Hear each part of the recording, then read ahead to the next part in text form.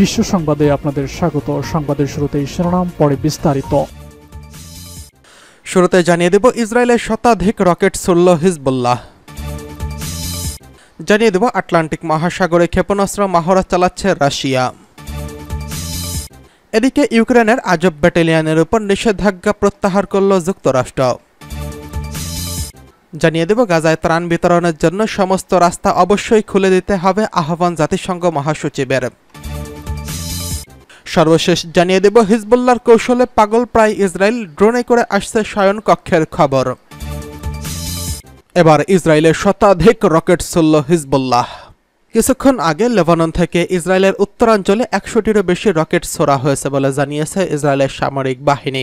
স্থানীয় গণমাধ্যমের খবরে বলা হয়েছে, চলমান যুদ্ধের মধ্যে হিজবুল্লাহ চালানো এটি সবচেয়ে বড় আক্রমণ। তবে রকেট হামলায় হতাহতের ঘটনার কোনো খবর পাওয়া যায়নি। হিজবুল্লাহর রকেট প্রথমবারের মতো ইসরায়েলের টাইবেরিস শহরকে টার্গেট করেছে। ধারণা করা হচ্ছে গতরাতের হামলায় এক শীর্ষ কমান্ডার নিহত হওয়ার পর এই বিশাল রকেট হামলা চালিয়েছে হিজবুল্লাহ। এর আগে মঙ্গলবার লেবাননের দক্ষিণাঞ্চলে ইসরায়েলি বিমান হামলায় হিজবুল্লাহর এক জ্যেষ্ঠ কমান্ডার নিহত হয়েছেন। অক্টোবরে ইসরায়েলের সঙ্গে যুদ্ধ শুরু হওয়ার পর এটি গোষ্ঠীটির সবচেয়ে সিনিয়র নিহতের ঘটনা। খবর অনুসারে জোয়াইরা শহরের আবু তালেব আবদুল্লাহ ওরফে আবু তালেবকে লক্ষ্য করে হামলা চালানো হয়। নাম প্রকাশ্যে অনিচ্ছুক সূত্রগুলো রয়টার্সকে জানিয়েছে, সম্ভবত বৈঠকের সময় তাদের টার্গেট করা হয়েছে। সূত্রগুলো আরও জানায়, আবদুল্লাহ লেবাননের দক্ষিণ সীমান্তের মধ্যাঞ্চলে হিজবুল্লাহর কমান্ডার ছিলেন এবং সবচেয়ে জ্যেষ্ঠ নেতা ছিলেন। এদিকে আটলান্টিক মহাসাগরে ক্ষেপণাস্ত্র মহড়া চালাচ্ছে রাশিয়া। রাশিয়ার একটি ফ্রিগেট ও পরমাণু শক্তি চালিত সাবমেরিন আটলান্টিক মহাসাগরে ক্ষেপণাস্ত্র মহড়া চালাচ্ছে। যুদ্ধ জাহাজটি কিউবায় যাওয়ার পথে এই মহড়া চালাচ্ছে বলে রুশ প্রতিরক্ষা মন্ত্রণালয় জানিয়েছে। মঙ্গলবার এক বিবৃতিতে রুশ প্রতিরক্ষা মন্ত্রণালয় জানিয়েছে, সাবমেরিন কাজান ও যুদ্ধ জাহাজ অ্যাডমিরাল গোরশকবের মহড়ায় ৬০০ কিলোমিটারেরও বেশি দূরের শত্রুর লক্ষ্যবস্তুতে উচ্চ নির্ভুল ক্ষেপণাস্ত্র নিক্ষেপ করা হয়েছে। মন্ত্রণালয় আরও জানিয়েছে, সম্প্রতি এই দুই যুদ্ধ জাহাজ বিমান হামলা প্রতিহতের মহড়া দেয়।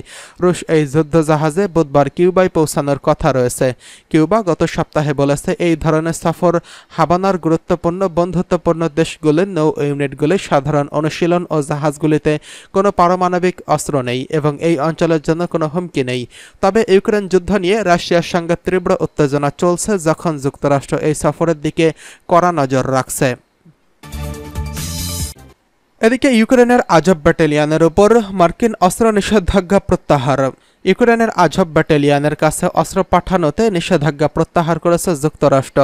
আজব ব্যাটালিয়নে ইউক্রেনের বিতর্কিত একটি সেনা ইউনিট ২০২২ সালের রুশ হামলা থেকে ইউক্রেনের দক্ষিণ অংশের শহর মারিউপোল রক্ষায় এই সামরিক ইউনিট গুরুত্বপূর্ণ ভূমিকা পালন করে। মঙ্গলবার যুক্তরাষ্ট্রের পররাষ্ট্র বিভাগের এক বিবৃতিতে বলেছে, আজব ব্রিগেড নিয়ে তারা পুঙ্খানুপুঙ্খ পর্যালোচনা করছেন। তাদের মানবাধিকার লঙ্ঘনের কোনো প্রমাণ পাওয়া যায়নি।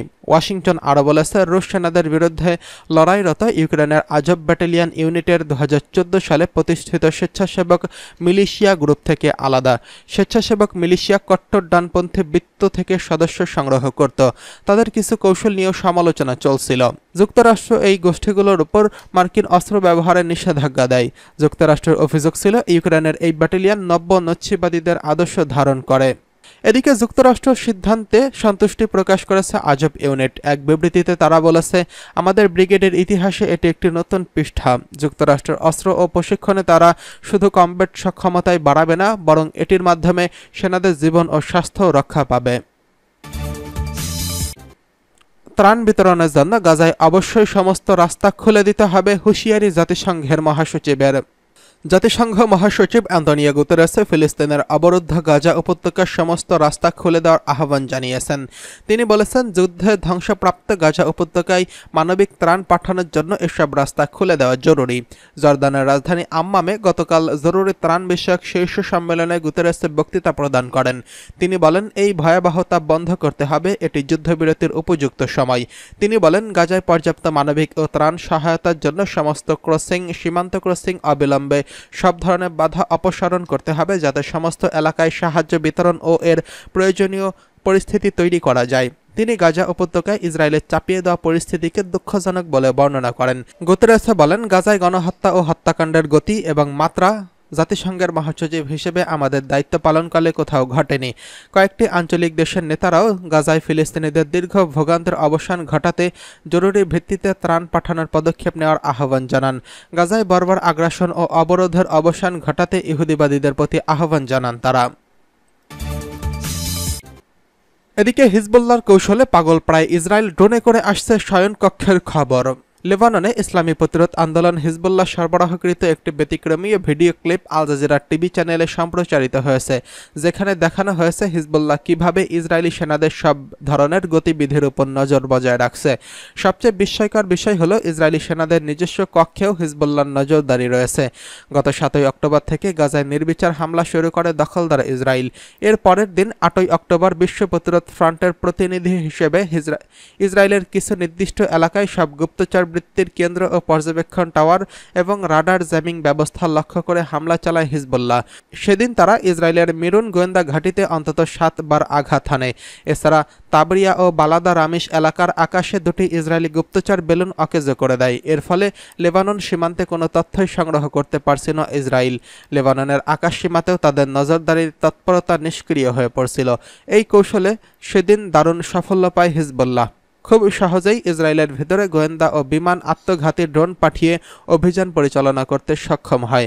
আগাম পদক্ষেপের কারণে ইসরায়েলের উত্তর ফ্রন্টে হিজবুল্লাহর বিমান ও ড্রোন প্রবেশ করার পরও তাদের সতর্কতামূলক ব্যবস্থা সক্রিয় হয়নি এবং কোনো সাইরেনও বেজে ওঠেনি, কারণ হিজবুল্লাহর এর আগেই সব ব্যবস্থাকে অকেজো করে দিয়েছিল।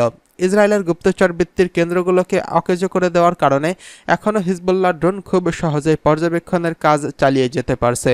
দখলদার ইসরায়েলের আরব আল আরামশা শহরের সফল অভিযানের মতো বহু অভিযান সম্ভব হয়েছে হিজবুল্লাহর প্রথম দিনের অভিযানের কল্যাণে। হিজবুল্লাহর প্রথম গোয়েন্দা বিমানের মাধ্যমে গুরুত্বপূর্ণ তথ্য সংগ্রহের পরই আরব আল আরামশা শহরের সফল অভিযান চালায়। এর ফলে ইসরায়েলে 18 জন সেনা হতাহত হয়েছেন। হিজবুল্লাহ ক্রমেই হামলা বিস্তৃত করছে। দখলদার ইসরায়েলের 2টি গুপ্তচর বেলুন অকেজো করার কৌশলটি বিশ্বের অনেক সামরিক বিশেষজ্ঞদের নজর কেড়েছে। হিজবুল্লাহ সামরিক আদালতের সাবেক প্রধান বিচারপতি ব্রিগেডিয়ার জেনারেল মুনির শাহেদার ইসরায়েলি বেলুন অকেজো করা সম্পর্কে ইসরায়েলের মেহের বার্তা সংস্থাকে বলেছেন, লেবাননের দিকে বাতাস বইতে শুরু করলে হিজবুল্লাহ প্রথমেই কৌশলে বেলুন নিয়ন্ত্রণের কক্ষে হামলা চালিয়ে তা ধ্বংস করে দেয়। বেলুন অকেজো করার আগেই এর নিয়ন্ত্রণ কক্ষ ধ্বংস করাটা জরুরি ছিল, কারণ এটা করা না হলে নিয়ন্ত্রণ কক্ষ থেকে বেলুনের সব তথ্য মুছে ফেলা হতো। নিয়ন্ত্রণ কক্ষ ধ্বংস হয়ে যাওয়া বেলুনে এসব তথ্য ছিল সেগুলোই অক্ষত রয়ে যায়।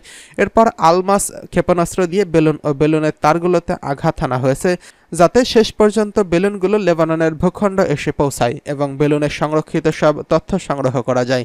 অবশ্য দ্বিতীয় বেলুনটি লেবাননের সীমান্ত থেকে 32 কিলোমিটার দূরে ইসরায়েলের নিয়ন্ত্রিত এলাকায় পড়ে যায়। হিজবুল্লাহ সেই বেলুন থেকেও তথ্য সংগ্রহ করে এনেছে।